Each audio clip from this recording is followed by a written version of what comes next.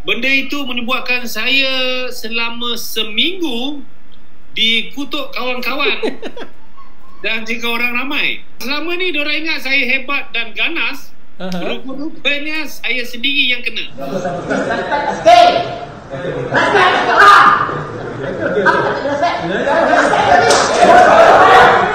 Assalamualaikum Datuk.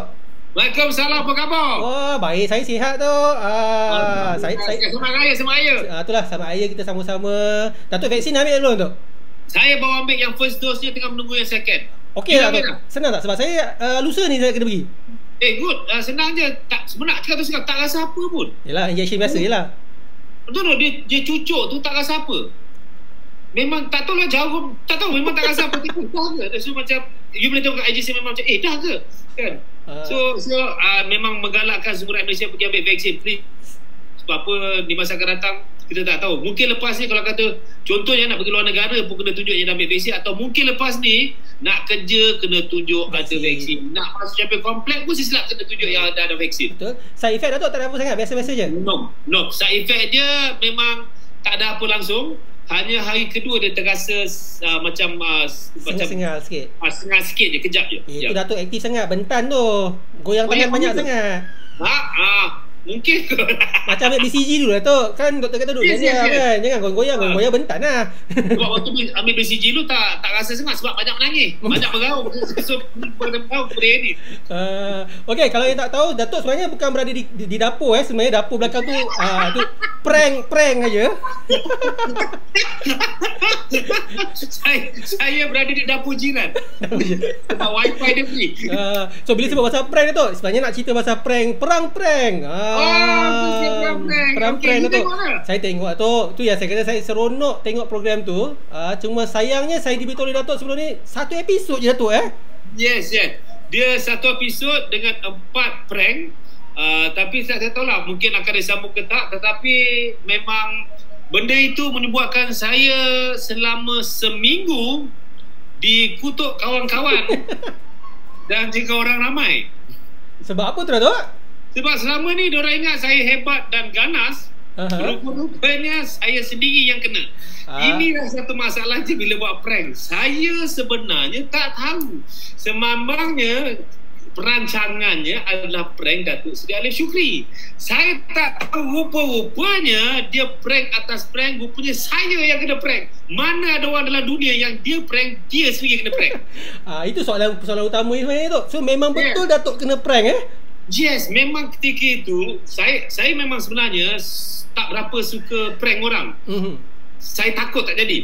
So production cakap kita nak buat, kita nak prank siapa. Datuk Syukri cakap alamak, Datuk Syukri saya kenal, rumah saya kawan dengan dia. Tapi bukanlah kawan rapat kita kenal. So cakap alamak macam mana, kita apalah macam ni. Saya percaya Datuk Syukri ni dia baik dengan saya. So dia takkan marah saya. Itu saya kalau cakap kat sekretariat tak apa. Kau buat jadi macam kau yang buat soalan. Ni saya ngajar ni ini yang kelakar ni.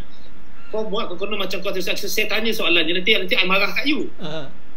So bila buat tu sampai saya maki-maki suruh stop production semua. Lepas tu Alif Shukri dia start. Bila dia start menangis, dia cakap sudah.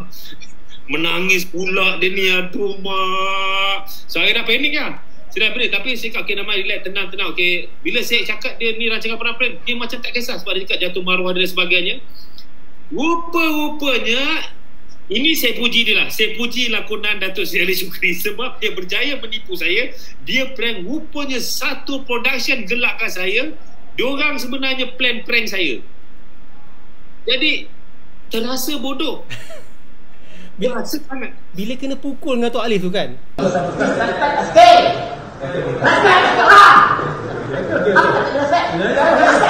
awal-awal tu saya tengok muka Datuk pun dah berubah sikit dalam TV lah. Bila Datuk Alif Shukri buat macam tu, muka dia berubah. Lepas tu Datuk AC pun berubah muka bila tiba-tiba macam kena marah. Lepas tu kena pukul lagi tu. Macam Saya cakap terus terang, saya ni bekas pelajar maktab tentera diraja. Betul. Saya ni panah baran. Jadi tapi memikirkan sebab sayangkan hasil kerja, sayangkan program dan menghormati beliau. Kena pukul pun saya okey, fine, sabar. Tetapi Sebenarnya dah nak burst tu, dah sikit lagi tu. Sebab bila dia ada lari tu, dia boleh cakap, waktu tu isteri saya manager saya, so dia ada kat location. Dia cakap, kau dengan laki kau sama je. Dia ni keluar diri. Ini cari pasal ni, Tetapi bila mengenangkan, sebab saya sayangkan rancangan waktu tu, dia punya setting dekat punchline DSC, saya sayangkan rancangan punchline DSC saya, saya sayangkan kerjaya saya fikir panjang untuk keluarga saya. Saya pun dah, kata orang itu bukan muda lagi, dah berumur, so tenang sikit. Tapi bila dia cakap dia yang prank saya tu, saya dah bayangkan lah, memang kena kutuk 7 keturunan aku ni. Memang di social media semua, bukan kutuk lah, diorang gelakkan sebab saya selalu kata diorang cakap bully budak-budak dan sebagainya, benda kawan-kawan. So memang terkena betul, memang saya kena prank betul-betul kau-kau ni. Betul sampai bergaduh betul-betul tumbuk tu Ya, memang sebab saya punya PA dan sebagainya, memang PA saya dan isteri saya tak tahu, yang lain semua tahu. So rupanya diorang siap upah body stuntman untuk yang bergaduh tu, yang kamera pecah tu pun cakap, oi korang ni betul-betul nak kenakan aku. Betul, power dia orang. Maksudnya sampai Datuk tak tahu, mula-mula tak ada yang terbocor rahsia kan? Yes tak, bukan mula-mula, sampai habis pun bro tak tahu.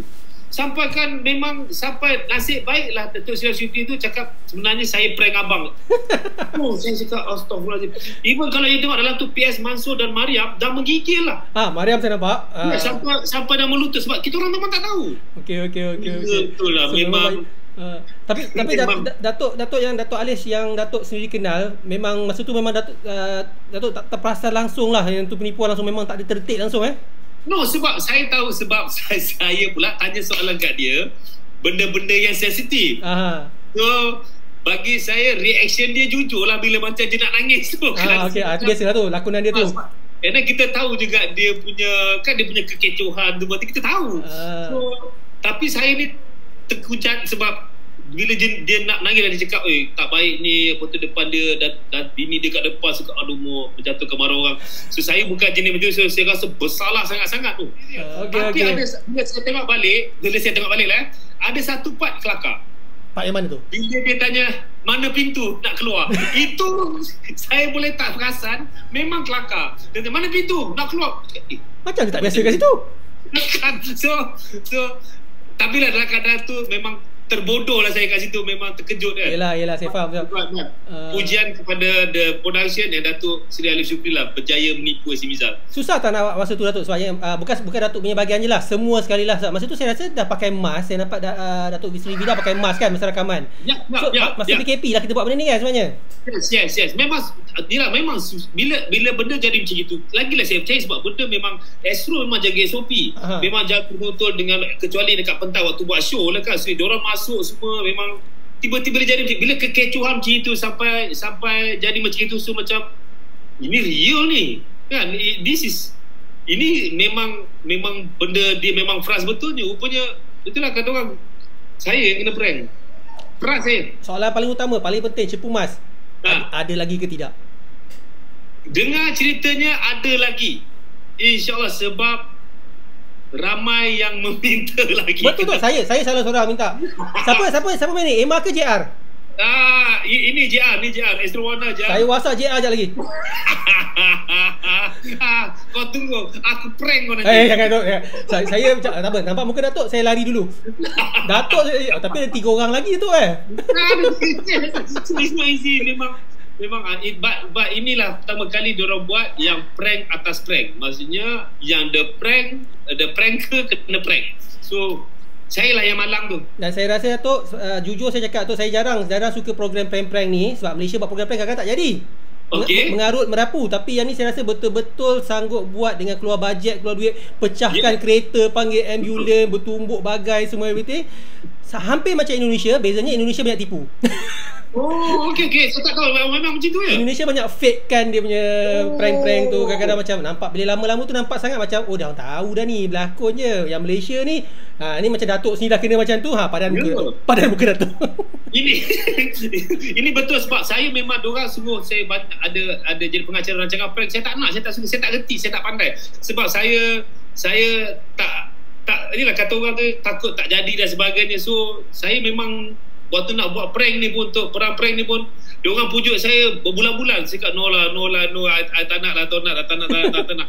Tapi lalas aku juga yang kena prank. Aduh. Tak apa Datuk. Dah kena takkan kena lagi kan? InsyaAllah. Kau cakap ni macam ada niat je.